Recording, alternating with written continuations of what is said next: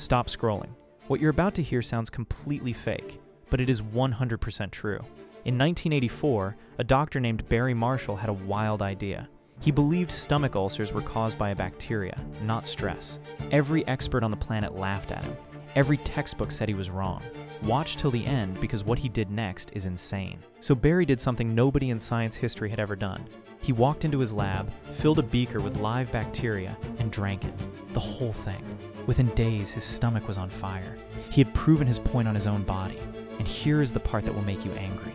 The medical world still ignored him. For years. While drug companies made billions selling antacids for a condition that could be cured with cheap antibiotics that cost almost nothing, he was right the whole time. Every single day that they ignored him, people suffered. 21 years later, Barry Marshall won the Nobel Prize. Sometimes being right is not enough. You have to be unstoppable.